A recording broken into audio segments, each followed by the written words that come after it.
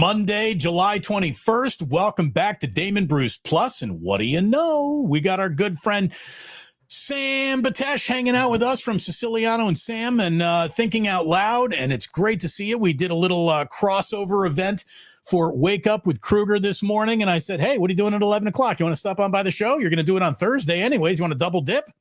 I love a good double dip. And by the way, you asked me, what am I doing at 11 a.m.? It's not necessarily, am I doing nothing? It's where do I slot that in? Is it better than what I could be doing with you? And in that case, I just said, you know what? I'm sorry. This is going to take precedence. And we had to do it. I'm sorry. Training camp's here. It's a big week. And really, fuck it. Anytime you and I can just talk and hang out. I mean, I got to do that. It's worth doing. It absolutely is. 49ers training camp eve is upon us.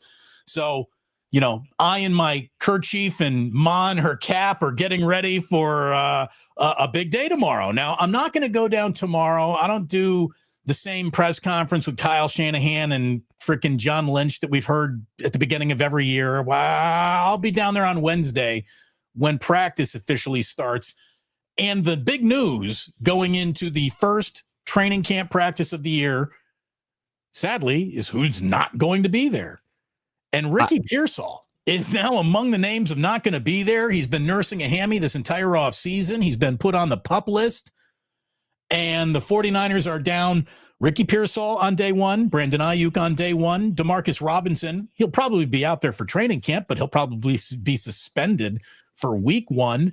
And Juwan Jennings is in a contract dispute, which I'm surprised it's still going on, Sammy. Like, I can't believe that the 49ers have not put this thing to bed before training camp starts. I'm bullish on Juwan Jennings, and I keep telling you this. And look, I'm a little more nostalgic than most people, okay? So I'm not great at getting ahead of letting guys go, but why Juwan Jennings this is not a guy holding on. In fact, I'll talk about a guy that I know you're going to bring up, Keenan Allen. I can understand where the Chargers were at that point with Keenan Allen, and then he moves on, and it's not like he set the world on fire in Chicago, but frankly, with what he had done for the Chargers to that point, that was a tough call for them, and I hate those tough calls. Juwan Jennings is not a tough call. Considering his age and considering what he has with Brock Purdy and what they have built together growing this way, I think this is a no-brainer. I understand it all comes down to the money and the math of it, but I just don't understand. When you talk about, again, go through that list of players that aren't going to be here, isn't Juwan Jennings at this point the only WR that you can say makes sense and you're nodding your head going, okay, this is what we know we have going into this season? It's such a question mark.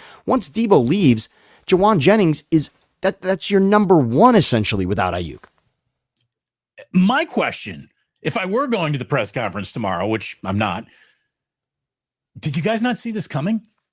I mean, what player as established as Juwan Jennings is comfortable going into a nothing guaranteed beyond this season walk year? It just does not happen. And for the 49ers to just assume that Jennings was going to be a good boy through the whole thing and not rattle his saber at all, when he's got more leverage in this particular moment than he'll probably ever have in his career, and even his leverage in this moment is debatable.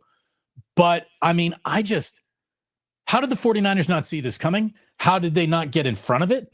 How did they leave themselves in the kind of lurch that this situation now presents? Like, is anybody playing checkers? Is anybody two moves down the board before you actually make it? Or are we literally playing, chess, I should say? Or are we just playing checkers where it's, I jump you, jump me? For the 49ers to be caught up into this for like a third year in a row is just kind of a, come on, guys. I thought you're all a little bit better than that, a little bit smarter than that. Anticipating the business that's coming your way is part of business. And do we want to take a page out of the Howie Roseman Eagles book again? I guess I will, that they're the Super Bowl champs. I'm trying not to just be Eagles guy or Eagles homer, but the Eagles took care of that homework in regards to saying, these are the players we need to pay. Let's do that going into camp, and everything is going to be copacetic. And we'll wave goodbye to it. And that's it. Exactly. They got rid of the guys. And by the way, Niners said goodbye to a lot of people. So in that case, if you're saying goodbye to so many pieces that people once knew, you've got to understand that you want to cinch up the guys that are going to be here. And to me, the position that's in the most flux It's got to be wide. It's wide receiver based on what happened at the end of last season. Not even the end, but last season with what happened with the injuries to Ayuk and Debo all season. Pearsall, obviously, look, as bad as Pearsall's offseason is for this year, we know that last year's was worse. I mean, okay, so he's not nursing a gunshot wound. It's less that's good. Threatening, that's for sure. It is. So we'll hope that he can get on the field quicker based on that. But you do not have a good situation here for Purdy.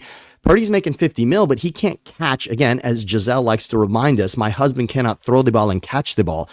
Purdy's going to need somebody here to throw the ball to, and he's got that. His guy is Jawan Jennings. I don't mean to make this Jamar Chase and Joe Burrow, but if you watch quarterback, that relationship that you can build with a receiver over time, and these guys grew up in the system together, not thinking they were going to be the household names. They were not going to be WR1, QB1 necessarily, and here they are finding themselves in that spot together at the same time. Take advantage of that. You took care of Purdy, and now you got to take care of Jawan Jennings. And I'm sorry, when you look at what the Steelers, the offer right now, if you type in Jawan Jennings anywhere, you're going to find that deal that is linked to what is potentially the Steelers' offer on the table right now. And that just goes to show you that Pittsburgh and Mike Tomlin, who are great at evaluating talent, have said, you know what? Yeah, we got DK Metcalf, but we could use a guy like Jawan Jennings. And trust me, they want weapons for Aaron Rodgers, obviously. And do I love what's on the table with that? The third round pick's probably more exciting than Calvin Austin, but I just say you got the guy. You've got the guy. Give him a little sweetener here and make it happen. Well, your third round pick is not going to help you do anything this year. And this is a year where doing something is very much on your list of things to do. So it's the only real worry going into the year. And it feels like a worry that probably should have been put to bed by now. But the 49ers, again, nothing easy. George Odom released over the weekend as well. Look, George Odom was a really good special teamer on special teams that we all knew were bad. Rough season. Rough season. Yeah, rough season. He got totally dusted up in Minnesota. What was that, week 2 against the Vikings last year? Brutal. And we didn't see much of him after that. But George Odom was a good player. He was a good Niner for a while after letting him go because he's on the non-football injury list. So whatever he tripped over at home, we don't know.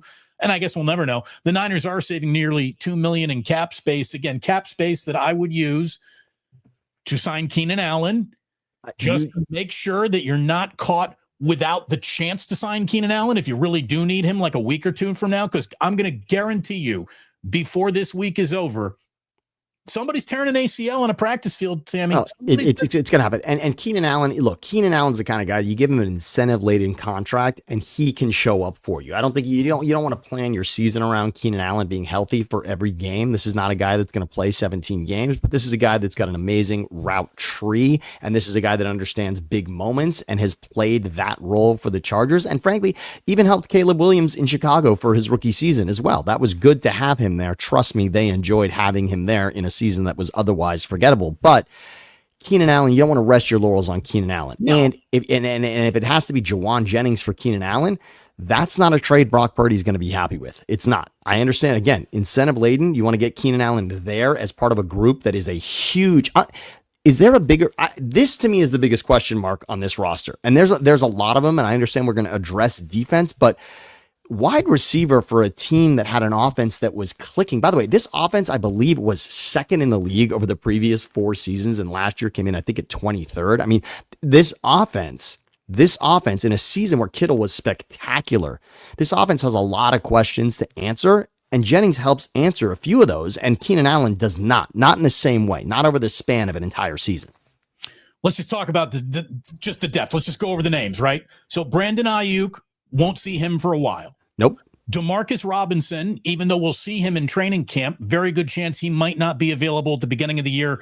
Everyone's anticipating at least a 3-game suspension popping up this year, eliminating Demarcus from playing. Don't know when in the season that'll happen. I'm guessing it would be earlier rather than, okay, yeah, you can suspend him later on in the year.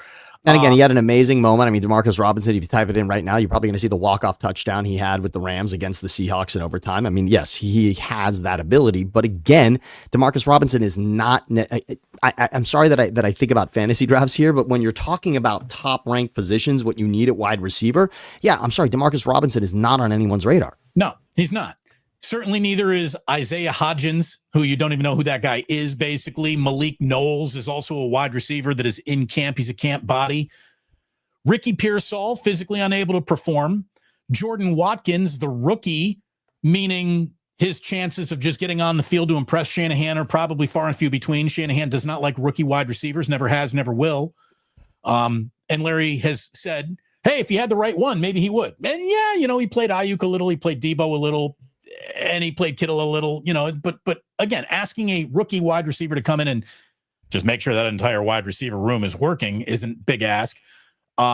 Isaiah Nair, again, we don't even know who Isaiah Nair is other than physical freak who underperformed to the point where he didn't get drafted.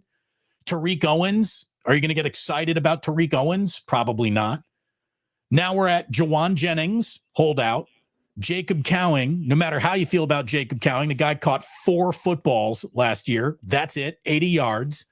And then Junior Bergen, another 7th round, good luck with that, rookie wide receiver. Again, Keenan Allen sounds like a better option than a lot of those guys. Well, all of a sudden for that room, it's the only one that rings true. It's the only one where you say, all right, at least I know what I can get. If he's on the field, I know what I've got in Keenan Allen, and that's something I can count on. And maybe this is just a cat and mouse game, and this is how it goes, Damon. And frankly, the Niners have done better business than not over the course of the last 5 or 6 seasons. So we want to trust in that. The problem is we're here at the moment when we're coming off of the awful taste in everybody's mouth from what happened last season. This is supposed to be the exciting moment, the excited moment. This is Purdy on the field for the first time, knowing he's going to be making $50 million a season. He's in a different category now. We get to see him, and yet we're not going to see him with his guy. I'm sorry. I say Jawan Jennings is his guy. To me, that is the guy. Considering what he said about Debo, losing a brother. And remember, he said he lost a brother in Debo Samuel. Okay. So Jawan Jennings without Ayuk on the field certainly is fitting that mold. Yes, Kittle, tight end, we're good. Wide receiver, another question. And I know we're going to get to it with Christian McCaffrey, but that'll be a nice safety blanket. Yes. If McCaffrey is 90%, obviously anything from 90 to 100 we'll take. But if not, again, questions for an offense with Shanahan doing what he can do, but now with no Debo, no Ayuk, McCaffrey kind of coming back, limping back. Certainly, McCaffrey's not going to just be handed that workload, so that's going to be getting him up to speed. No Jordan Mason.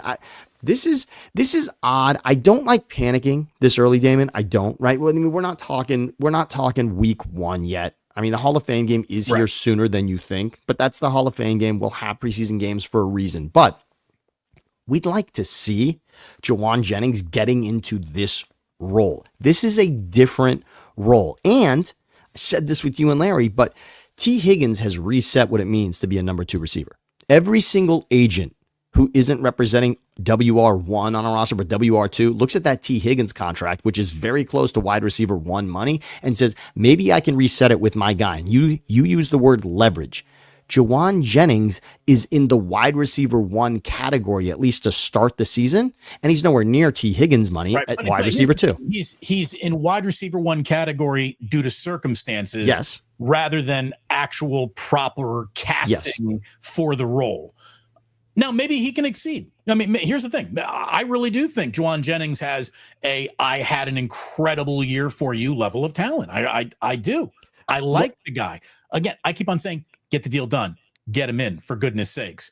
Papa J says, we're in denial if we think we have depth in the wide receiver room. Well, no one here is in denial. We're very much spelling out how quickly things could go wrong there, but how quickly things will go right for Joe Sullivan today, who says right now he is on his way to Ike's, which means he is on his way to something delicious. So beautiful. And look, here's the thing. You don't have to be on your way to Ike's. If you live in a delivery area, you can have Ike's on its way to you. You can also have Ike's on your way to your office. Check out Ike's Catering, as a lot of people are coming out of their summer breaks and going to be going back to the office here. Check out Ike's Catering. You will love it. Everyone in your office will be thrilled to see a box of Ike sandwiches show up.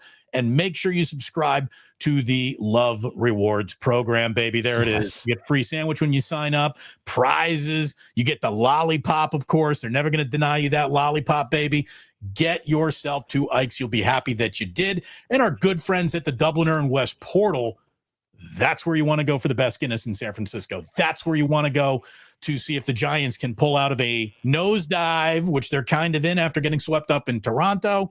Let's see.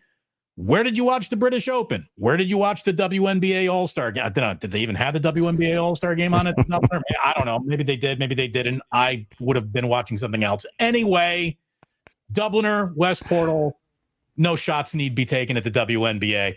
But all I can tell you is that you'll spend less money going to the Dubliner because you don't need to worry about parking. Got Muni dropping you off and picking you up. Means you don't need to worry about an Uber. Means you don't need to worry about a DUI. You don't need to worry about anything when you're at the Dubliner West Portal. That's why there are guys. At the Dubliner, you could have started the 4th round of the British Open at 1 a.m. at the Dubliner with the Guinness, by the way, to enjoy what Ireland's finest there. That would have been an awesome way to see if Scheffler could hold on Sunday. Scheffler, unassuming champ, don't you think, right? Yeah, I mean, you certainly look. I heard Dan Patrick talking a lot about this, and I don't love going down this road because it's so irrelevant. Whether a guy is incredible and dominating, and then also the personality to match, I don't think you always need that. And Scheffler is dominating, and I'm not going to say it's in a sport that needs it. I mean, look, you got Tiger Woods, who is the ultimate, Michael Jordan. You had that moment. We'll never get that again. It's not going to happen again. So the fact that Scheffler's dominating, we thought Rory was going to be that guy for a moment. We thought Spieth was going to be that guy.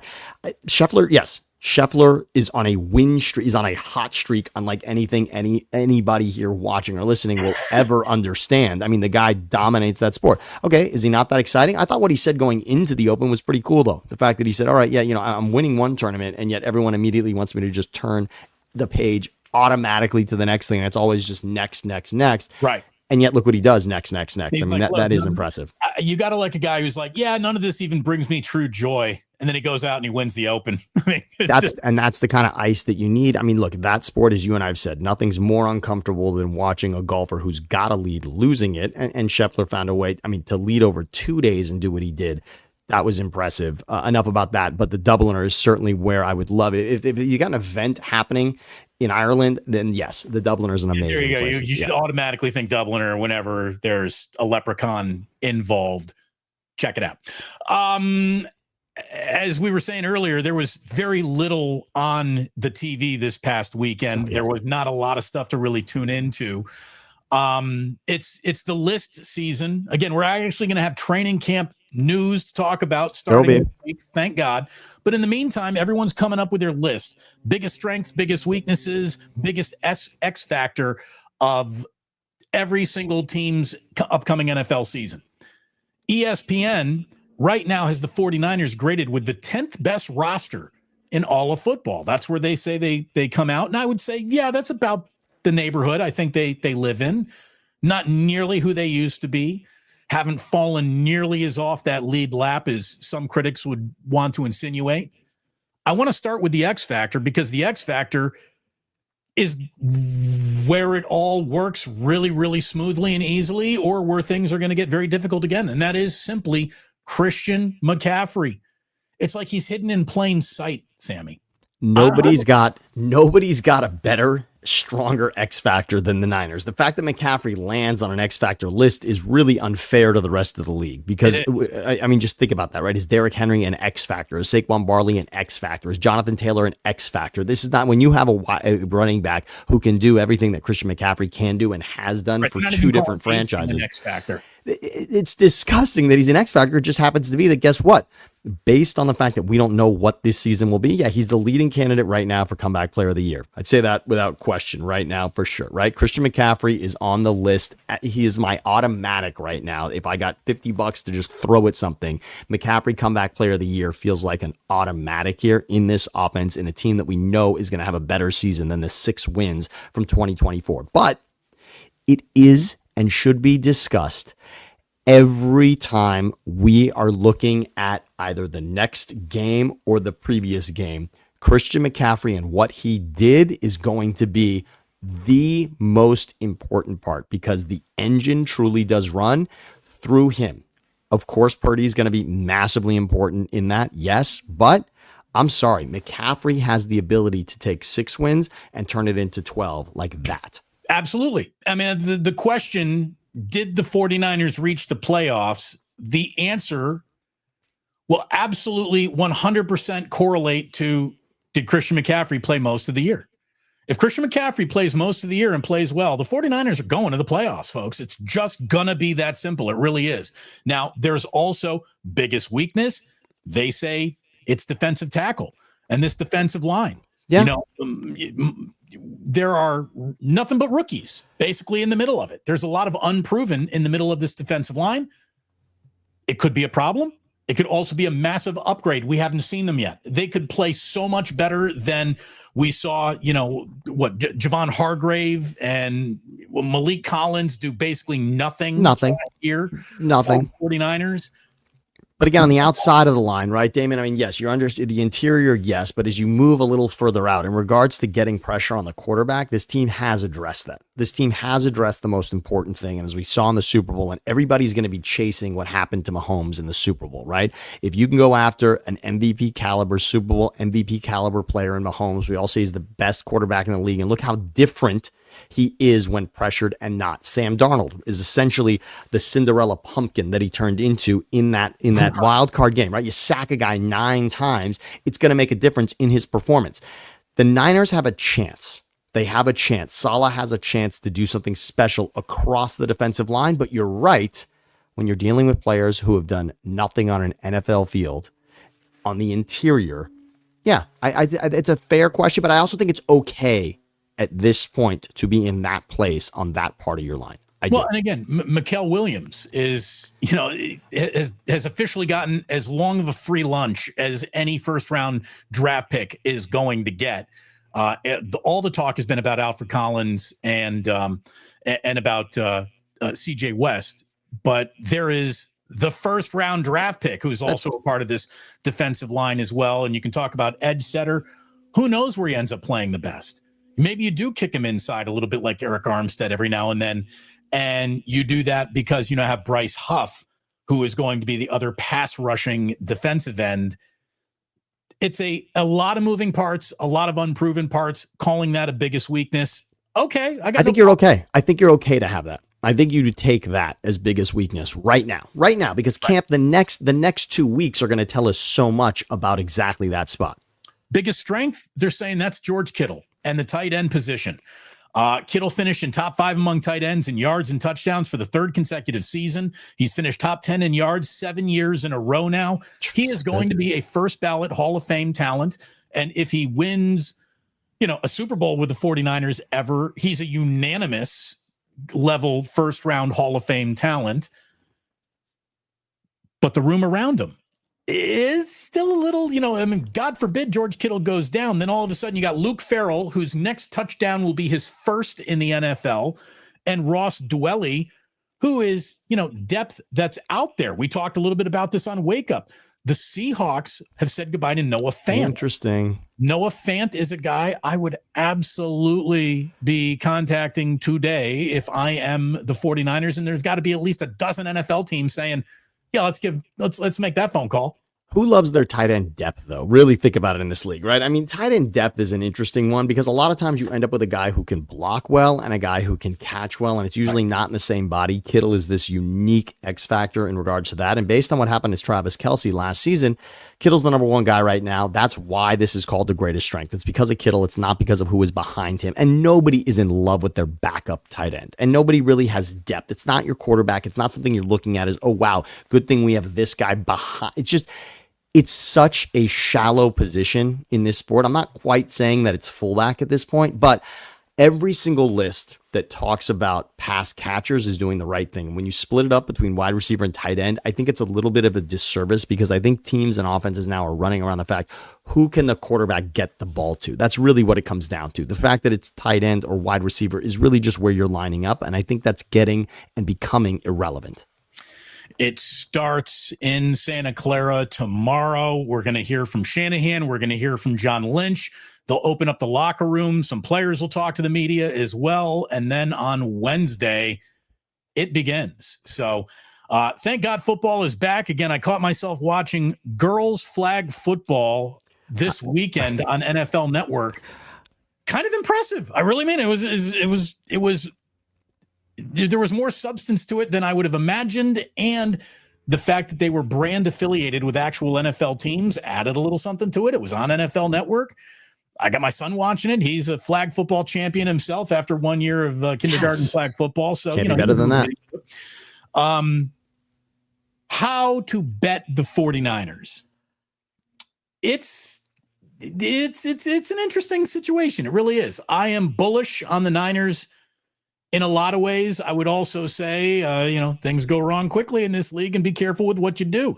I do think, though, there are a lot of reasons, even though we started the first, basically half hour of this show talking about what we're worried about and what we think needs to be improved upon and what we hope can come together before they get too deep into training camp.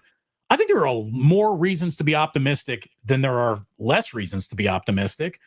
Brandon Ayuk and Malik Mustafa, both almost certainly going to be out week 1. Outside of that, hopefully the rest of the team is healthy and ready to go. The defense really can't get much worse than 29th in scoring, but you're going to be betting on rookies to solve that problem. Also, Robert Saleh to solve that problem, which say that again, please. Just remind everybody. I'm sorry, but that is such a big deal. And you've been screaming about this. You've been screaming about Saleh, Damon, since essentially week 2, and maybe even again. It wasn't week 1 was the Jets and Rodgers, right? And that was sort of like that was one where you're thinking last season, and it wasn't really right. It wasn't even really all that impressive to begin with, but when you put Saleh back into this, I'm sorry, it makes so much sense. And there you go. I mean, look at the numbers there. If I had $100 to put on one of those, I think the one that I think the odds say exactly what I would do. I think miss playoffs is a good one, but right there you're not getting much money for it because it's minus 210, not a lot of value, but it's what I'm most confident in. I also think when you look at the schedule, I think 10.5, you can count to 10.5, which means you got to count to 11, obviously, but you can get to 11 on the schedule pretty easily based on the last place schedule. But I do like that division, splitting hairs with the Rams. That could be something that, but that, and maybe again, throw some cash at that too. I think because making the playoffs means your clearest path is winning the division. So if you're feeling like they're going to make the playoffs, I'd say throw the money there at winning the division, because then you'd have something to win. Where are you on this? I mean, 10.5 is a strong number to get to. 17 games, that's almost the biggest difference there in Vegas, right? That 17th game you almost forget about when you look at 10.5. But with that there, 11-6 is good. It's not exceptional the way it used to be. 11 wins. I mean, yes, you're making the playoffs at 11 wins, but you're not coasting there on 11. Yeah, you're not assured to be a 1 seed or anything like that at that point. Look, make the playoffs at minus 210 and the division championship at plus 150, I think are the most enticing up there in terms of, you're not going to make a boatload of money on it, but you want the bet to cash. I would be more comfortable with those bets cashing than anything else.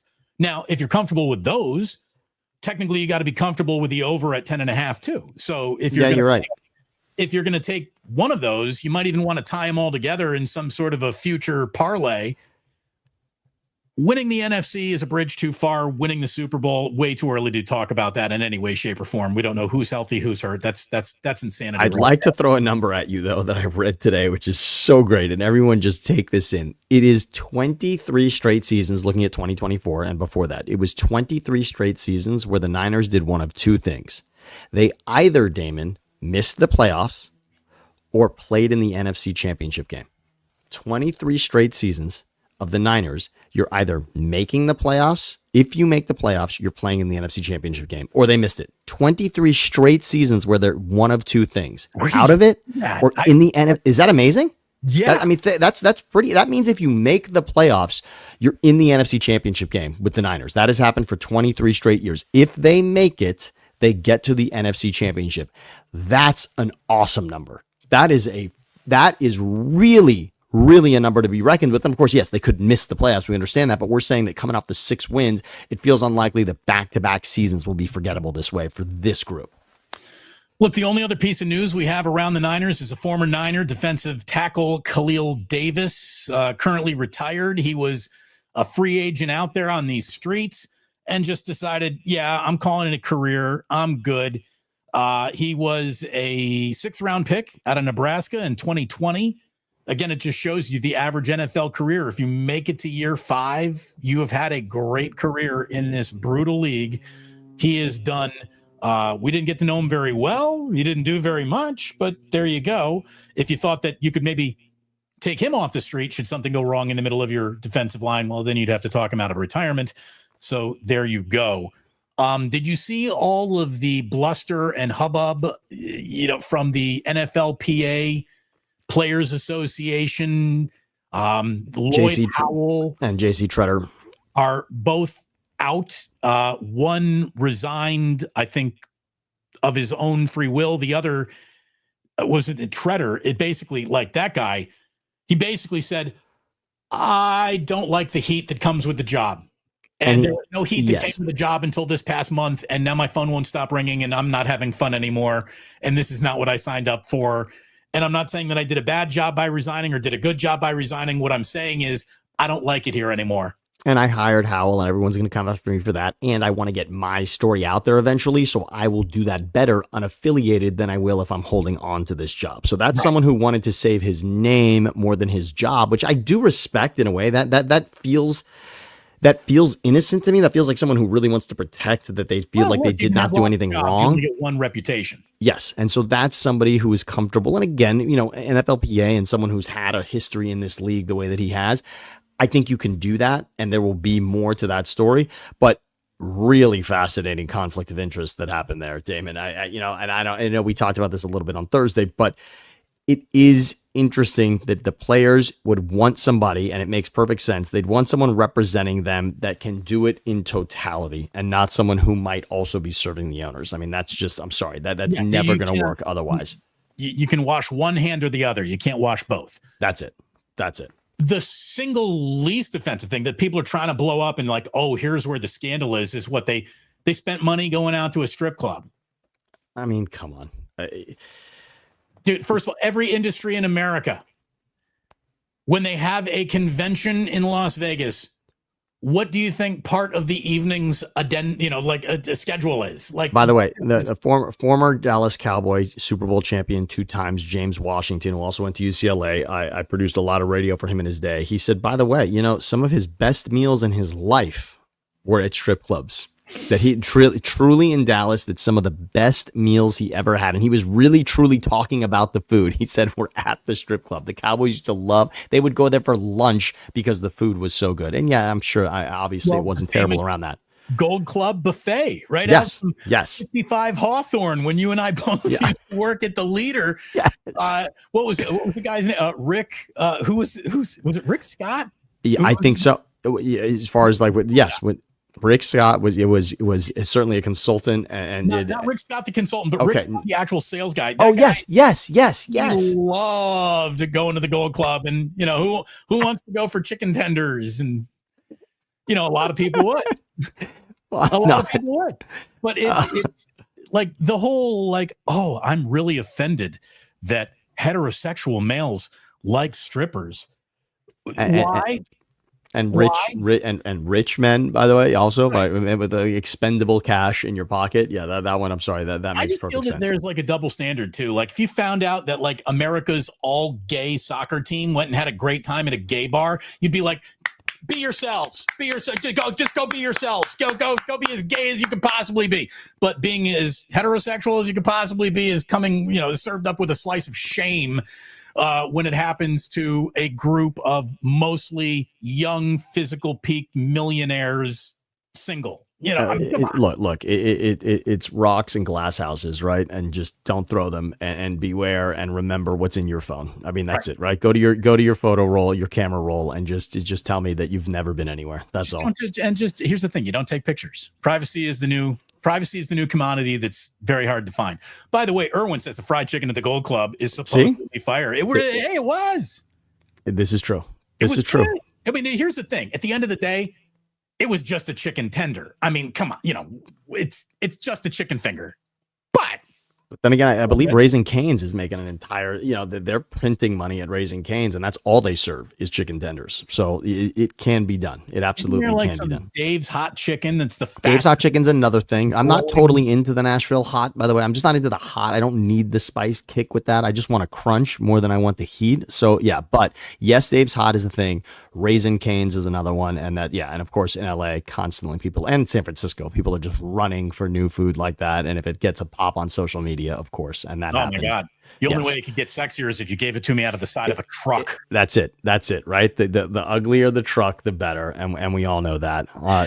But Damon, I'm excited. The idea of Christian McCaffrey in a Guardian cap, and not because he's got any issue with concussions or anything like that, but just the idea of him on a field running around in that way, to see him at that peak level, I really am excited. Especially, and I've said this before to you, the idea that Derrick Henry and Saquon Barkley did what they did last season. I just think right now the idea that a running back is here and gone, that is now wiped out. Both of those are resurgent careers in Saquon and Derrick Henry, and Christian McCaffrey has that chance to do it. If he was in Carolina, would I feel that way? I wouldn't. I mean, I wouldn't. I'm sorry. The offensive line around him, I wouldn't feel as good about it with him coming off this injury in Carolina, where he'd have more tread on the tires, etc. But coming off a season where Saquon, we know Saquon ran for 2,000. If you look at the history of 2,000-yard rushers, he's not going to have that kind of a season again. Christian McCaffrey is a year removed from he's the offensive player of the year 2023. Right. He's a year removed from a kind of season that Walter Payton had. I mean, it was incredible. And yes, of course, we understand the tread that maybe that played some kind of factor in obviously the injury riddled season of 2024. But I love McCaffrey coming off a season where he had to watch, where he got just a taste again in that Buffalo game and then had to immediately end it all over again. He is so fired up, ready to go, and understanding. Again, we all say it's a window, and again, I say the window is there as long as your quarterback is there, and Purdy now is just starting the part of his career where he's really earning, so there's going to be a few years, but McCaffrey in this particular offense that can dominate in that division the way that they can, McCaffrey knows he's only got so many cracks at it, and in Carolina, he probably didn't think he was ever going to be this close. Right. You're immortal when you are, young and uninjured and nothing ever is going to happen to me. Then you feel it taken away from you for a little bit of a while. Then you come back, you work harder, you appreciate. The last thing that I think could be all right, here's a motivating factor that you weren't even thinking about during the offseason, but it does motivate men. He's a dad now. Now, Christian McCaffrey's already got enough money in the bank account to not worry about where the next paycheck's coming from. Having said all that, you want to perform for your kid, whether or not that kid is aware of where they even are that day because they're only 3 months old, or not. And by the way, and the name, and again, fatherhood changes things. And how about the name Ed McCaffrey, a name that you and I are quite familiar with in our days covering the Raiders, obviously in that AFC West where Ed McCaffrey and the Broncos dominated year after year. Think about that. McCaffrey comes from that family where, again, he saw what his dad did, and that raised him into being the ball player that he is. And now he's going to have an opportunity to wear that cap as a father. You're so right about that, Damon, that there's just a difference to who he is now. And he is a leader in the locker room here as well. Debo exits, right? I mean, Debo, took up a lot of oxygen in that room, in those offensive meetings. And now McCaffrey's here to say, guys, it'll leave you quick. Trust me, I'm thinking about that now. And this is our opportunity. Take advantage of it right now. And this is it. It is there. Kittle understands that. McCaffrey understands that. Purdy's beginning to understand it. And the guy that understands it the most, and again, we just talked about father and son, Kyle Shanahan understands it too. And his dad taught him a lot of that, right? These are your chances. Take advantage when they're here. Also, not to just drag the saddest thing that happened to the Niners last year back into the conversation, but among the things that went terribly wrong, and chief among them in real world talk, multiple infant deaths inside of the 49ers locker room last year. It happened to Charvarius Ward. It happened to Trent Williams. Sad. You cannot find sadder than that. No parent should ever have to bury a child. And that doesn't just affect the person that it's happening to. That changes the overall tone of an entire workplace. And it's just another reason why last year when things started going wrong, there was no solving the problem internally. It got away from them in so many different ways.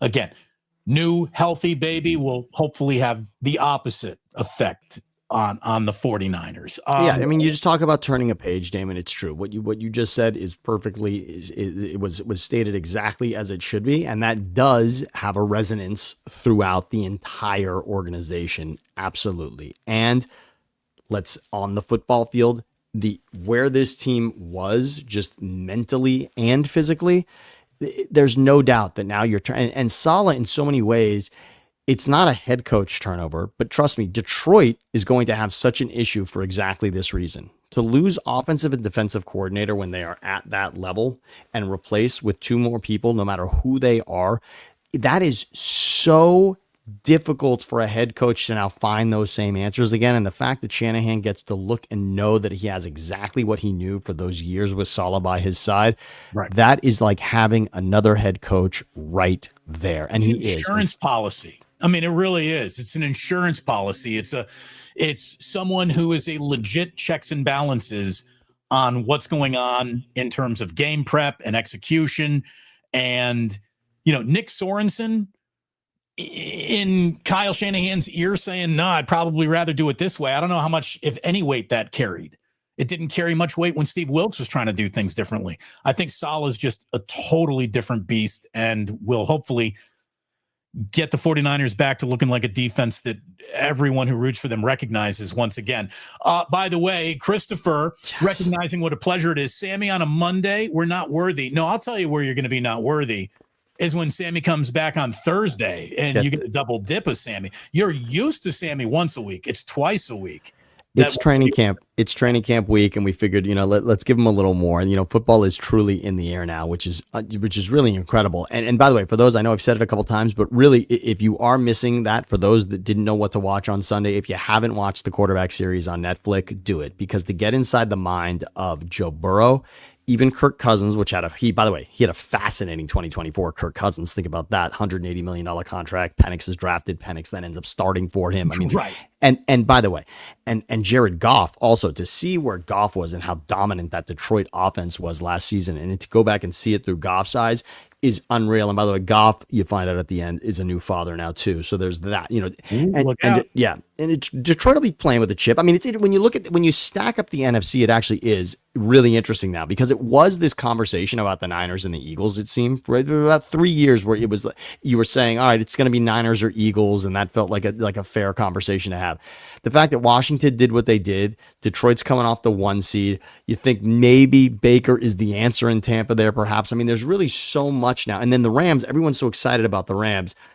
I'm not quite as bullish on the Rams. I think that they were ready to move on from Stafford. I want to be on the record for saying that. Somebody in that building was ready to tell Stafford to go find money elsewhere, and they wanted to draft Jackson Dart. I just want to remind everyone of that. Do you think that person was McVay? Because if the person was McVay, now we might be onto something. But if it's not McVay, I don't know. Like if I'm McVay, I would much rather have what is left of Matthew Stafford than here we go, Jackson Dart trying to win a division. True. And obviously, and Garoppolo's the backup there, and we're nobody here that's watching us. Look at it this way. Stafford is definitely getting older. His arm hasn't gotten a day older since his rookie year. He's still got a fucking cannon on him. Cannon. And everyone likes to say they were the closest to beating the Eagles, which truly, yes, they had an opportunity to make one play that would have beaten the Eagles, and nobody else can say that in that playoff run. So it could be. I just am not ready to say that the Rams are right there. I don't know why. I just feel the Niners in this division, I just feel like they're ready to take it back over. I'm sorry. I feel like there's another run here, and we've said it 100 times, but McCaffrey is that piece. McCaffrey just is that piece. Who's the team in the rearview mirror you're most worried about then, Arizona or Seattle, if you're not as worried about the Rams?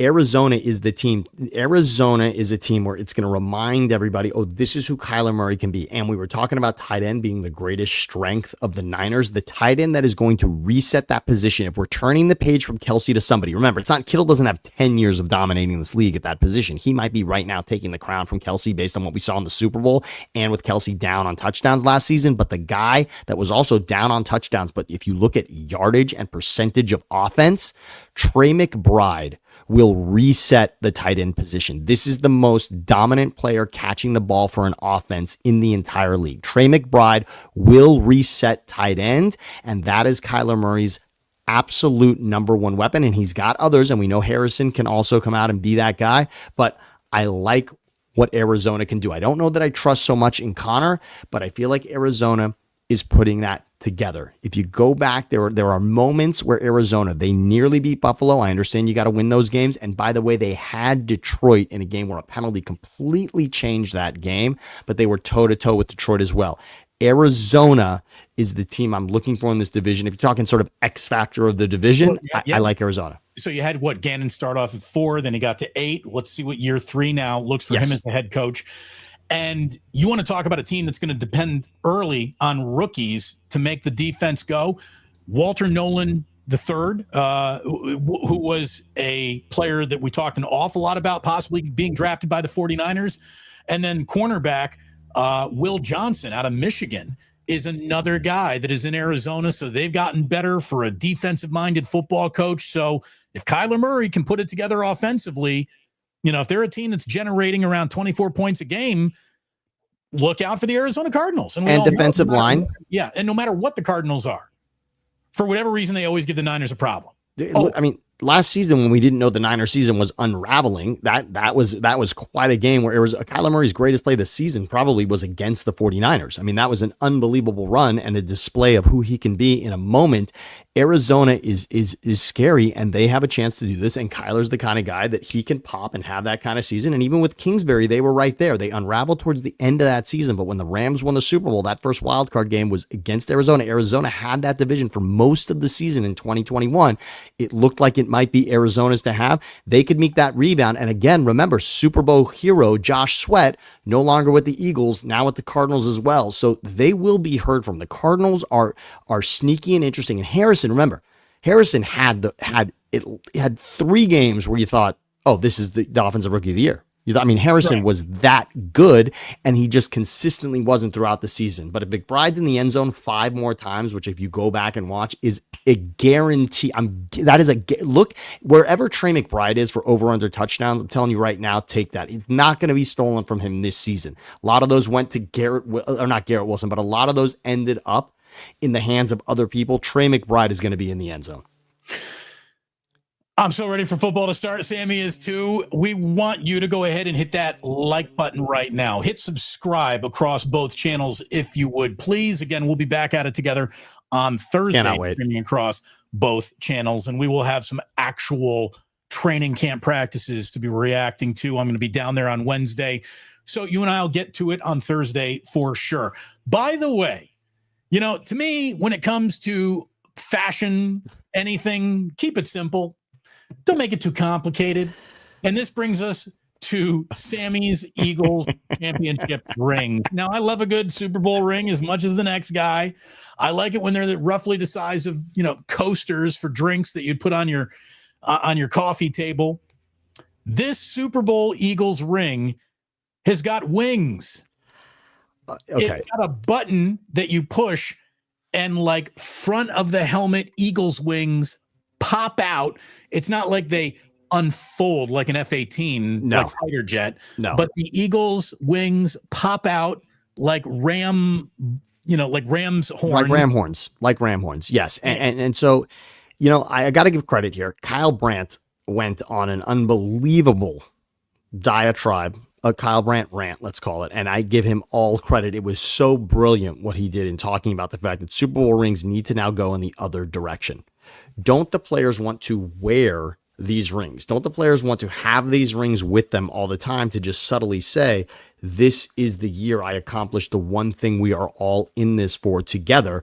And yet these things have to be put in a safe. and can never be worn. I mean, maybe it's time to get 2 versions of these. Maybe it's time to have one that's got the wings popping out, and then you have one that you can wear like a wedding you ring. got your cubic zirconia. Something else needs to be done because you can't even flaunt this. It's like only the hat and the t-shirt is what you can take out every day. The ring cannot be worn. I have a pretty grainy, ugly photo of the Eagles ring, but I want you to just share it for a moment to see what we're talking about here.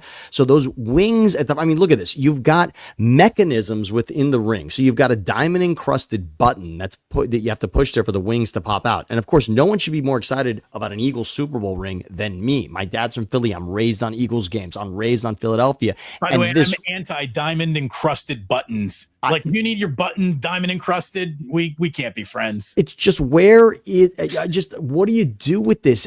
Yes, does it celebrate the moment? And look, on the inside of that thing, they've got the score of all the playoff games. It's 40 diamonds to represent the 40 points against the Chiefs. Look, all of that is special, but and then the button I think is 5 diamonds for the 5 players that scored in the Super Bowl as well. I mean, look, there's a lot of thought that goes into this, but you know what the team that officially took the championship ring thing to it was when the Warriors had the first ever pop-up Dakota ring. Yes, inside the ring was a basketball court or something. Come on, just enough. We get it. Joe Lacob's got money. We fucking get it. We get it. It just becomes something that I wish the players could do more. Or at this point, don't make it a ring. Make it what it is. I mean, make it something you can hang in your office. Maybe that's filled with that. Make it an entire jewelry box. Chains. Maybe championship chains. That has been discussed. And I guarantee the players are thinking about that. And the only place you could really wear this is around a necklace, right? I mean, you can't even to put that on your finger. Think about what that does to your hand. There is no wearing it. We're lucky enough. Our buddy Aaron Larsoul has a championship ring from the Lakers, winning it in 2020, and he does. Trust me, he takes it out and wears it when necessary. But the whole night, we're all just worried. Where's the ring? Where's the ring? Where's the ring? Where's the ring? He doesn't have a real ring though. No, no. Secretary gets. But Aaron Larsoul has a crusted, amazing Lakers ring. I love it. He is proud of it. It is a gorgeous item, and he's a huge part of the brain trust there. He had a great year for the Lakers that year. He did. But good for him. If you ever can get close enough, we all had the dream of being close enough to earn the ring, and that would be it. And trust me, if this ring showed up at our house, we'd be very excited about it, Damon. But I got to give credit to Kyle Brandt, who just said, can these guys wear these things? Where are they showing up other than the night where they're all at the party with the pictures and the rings? And that's great. And the picture of Brady with 6, and he needs another one because of the 7th. I mean, obviously that, it's unreal, but you're right. I think the Warriors, when you had to pop up you could put a wallet size photo of your kids inside that ring. I think you could, it became a picture frame inside the ring. It's a little much. And it's gorgeous, and of course it costs, and it's worth the sweat, and it's what every player says. And Aaron Donald, when he's winning it, is pointing to the finger. I got the ring. I want the ring. I get it, but yes, the wings just says. I mean, it's in many ways, yes, it's sort of like a double birds to everybody else. We got diamond wings, but I just wish they could wear it.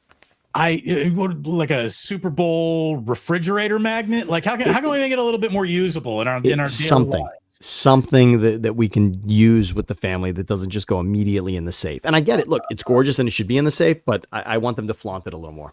Hey, safe storage is very important these days. I mean, we'll talk about that a little bit later. We will for sure, Damon. That's a good one. I will say this. The Eagle Super Bowl ring has Nick Sirianni's quote etched forever. It's the lamest quote to ever get put on a Super Bowl. I'm sorry. Nick Sirianni's big quote is, "You can't be great without the greatness of others."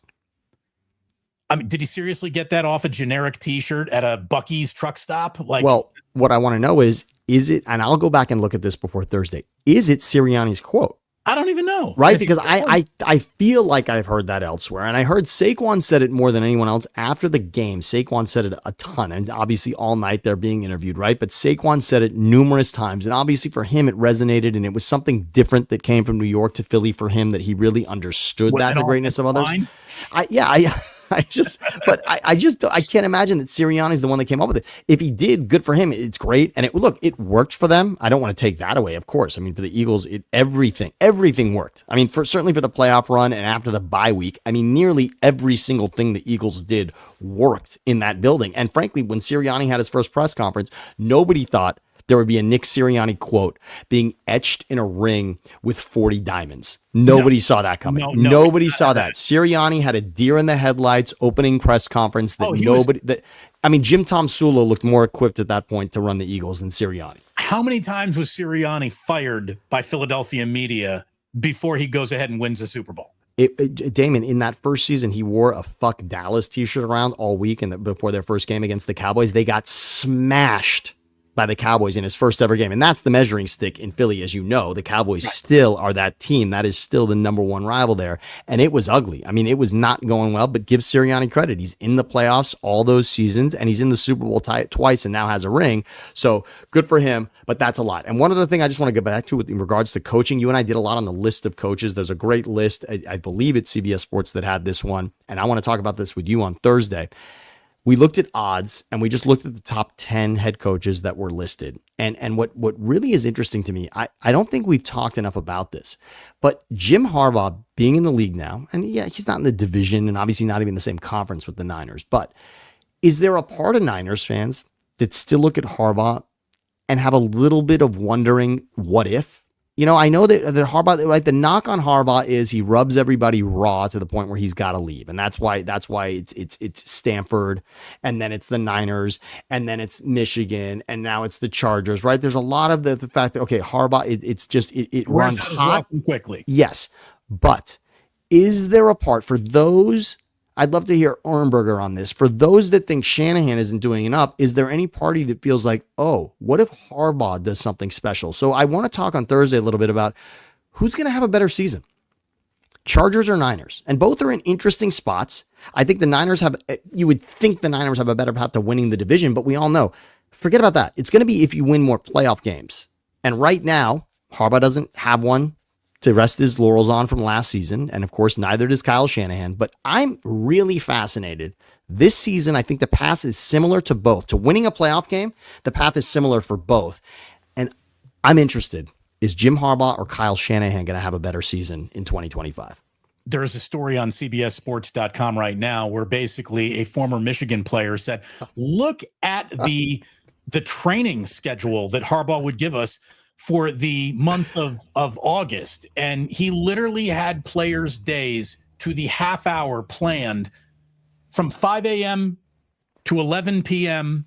And at no point in time during the entirety of the scheduled to the nth second was there any time for any academic work or being a person who isn't a football player or anything like that. The only rest you got was allowed rest time after you've eaten your meal and then curfew. I got it right here. Sammy, you put it up. This is, I don't know how Jordan Lewis, right? This is Jordan Lewis, I believe is the name of the player that put this out. That's probably a little too yeah. This is a schedule that goes throughout the entirety of the day. Every half hour is planned. This is something that the NFL would never allow Jim Harbaugh to do. Could not be done. You can rule the roost with an iron fist when you are in college. And boy, did he.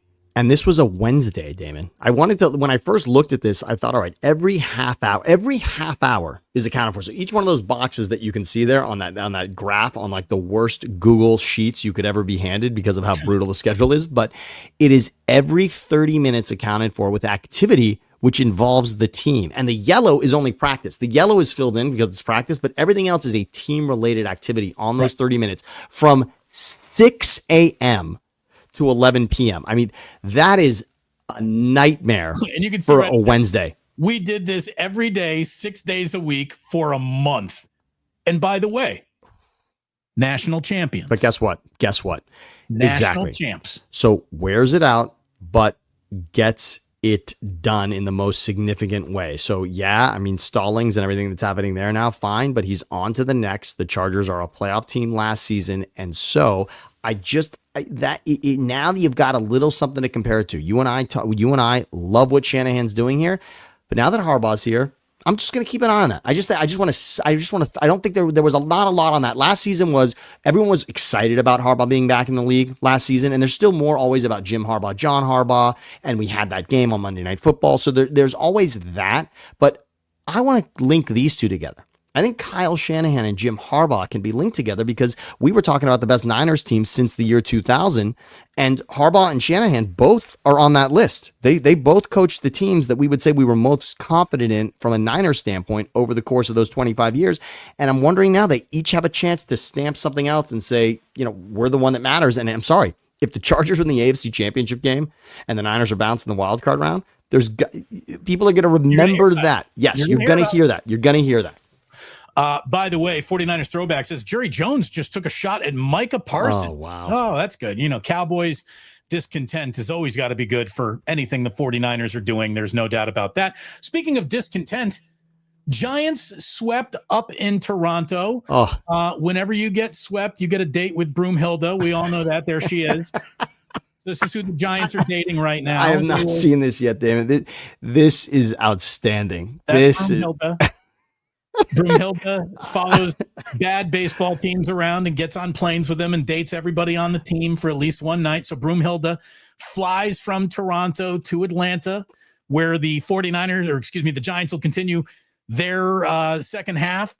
All I can tell you is that it feels like the San Francisco Giants have been stuck in the exact same problem since they've been winning World Series. Remember, every single World Series came attached to the word torture.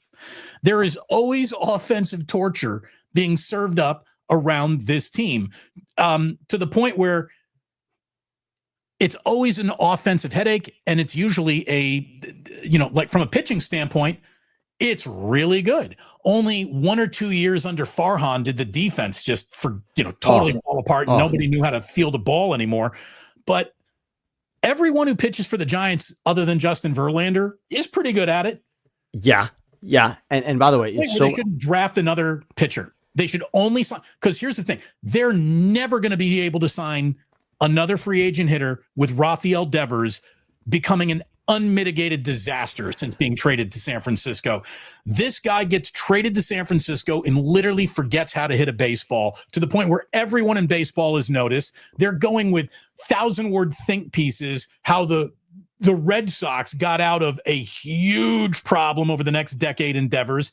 And this is a guy who hit well in Boston. He was incredibly productive in Boston. I don't want to cut off your point, but keep this up. Yeah. Well, here's the thing. So in Boston, before he got traded, he had a 2.3 WAR. Since being traded to the Giants, he's had a minus 0.2 WAR. In other words, Lamont Wade Jr.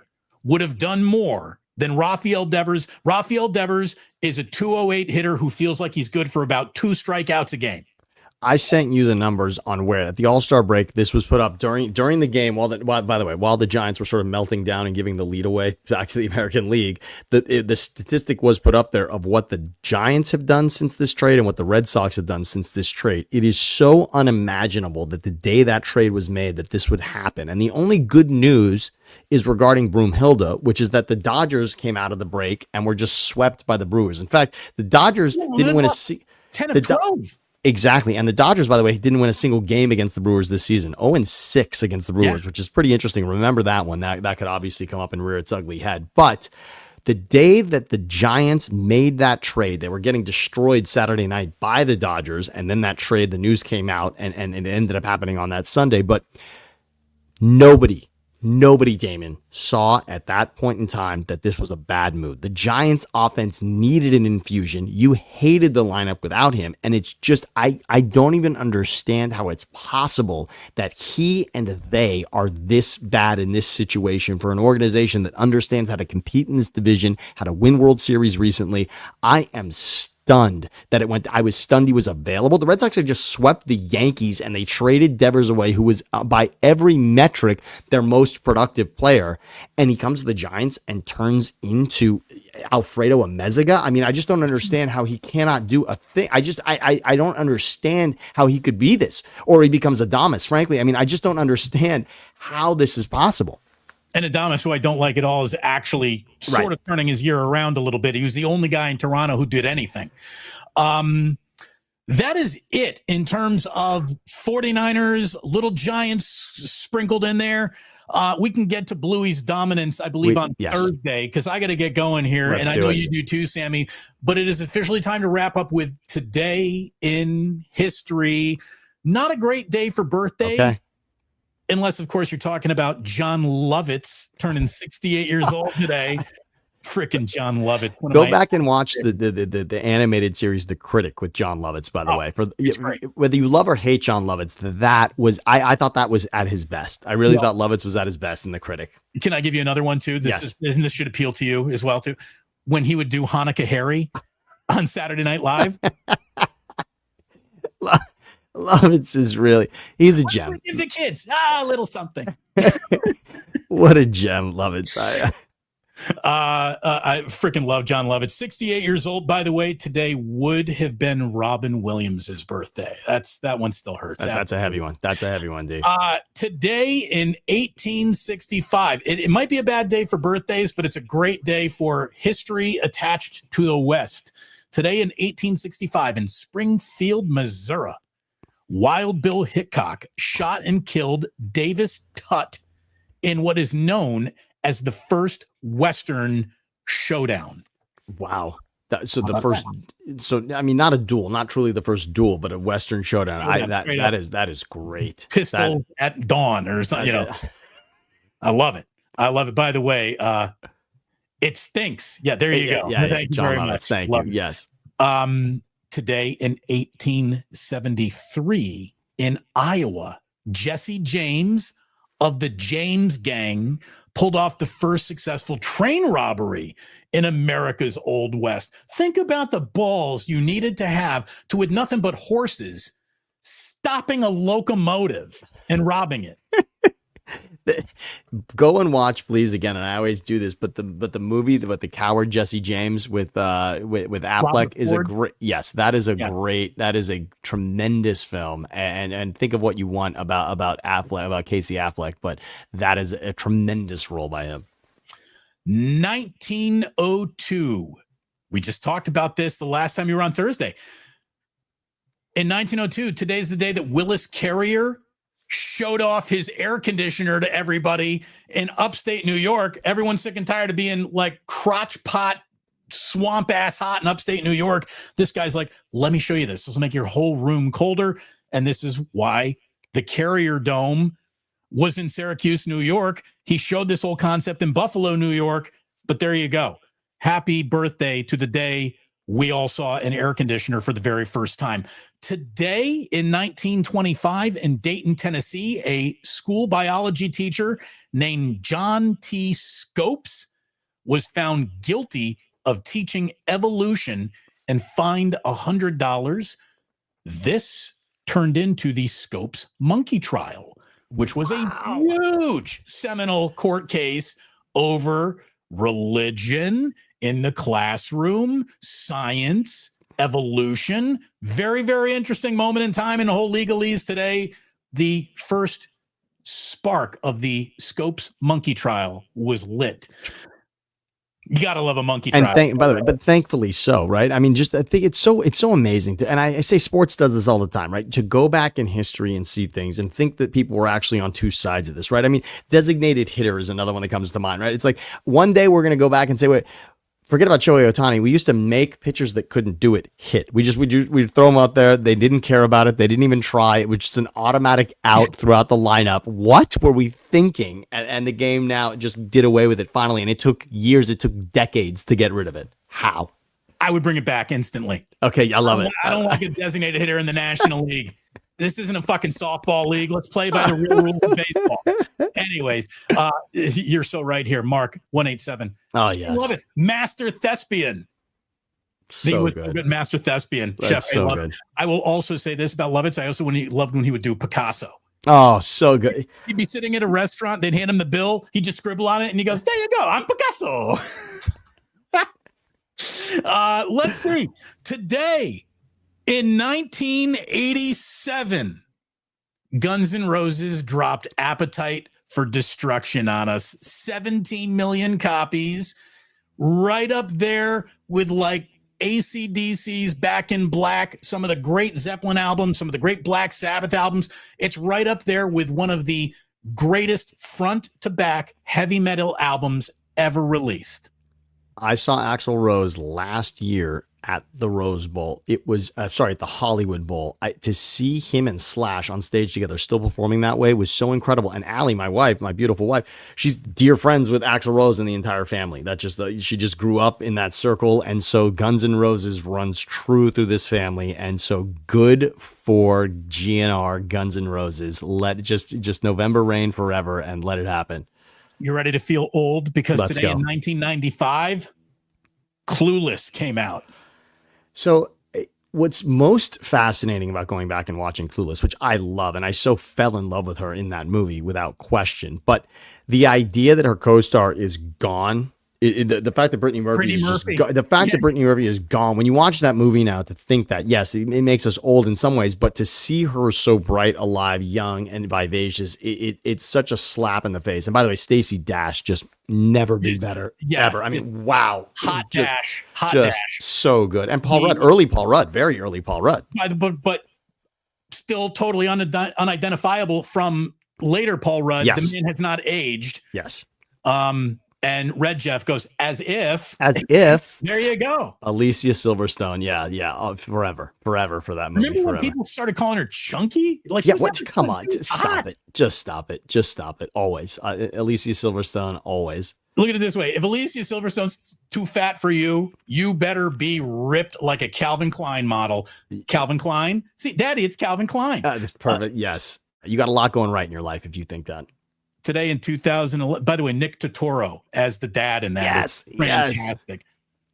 Outside of the line when he's in what is it? Night at the Roxbury. Oh yes, of course. Like, what does he say? He's like, it's not Johnny Depp. Who's the other guy from 21 Jump Street? Richard Grieco. He's like, Greco. Yeah, Richard Greco. Yeah. You see right through me, Richard Grieco.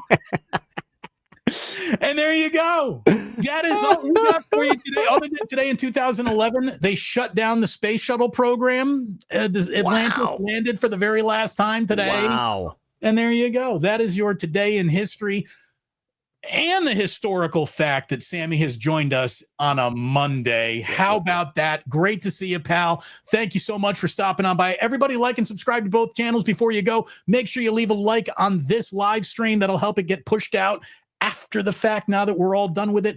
And thank you so very much for giving us your very special time. You could spend it with a lot of people. You chose to spend it with us. We do appreciate that. And we need to let you know that sports don't build character. They reveal it. And like that, they're gone.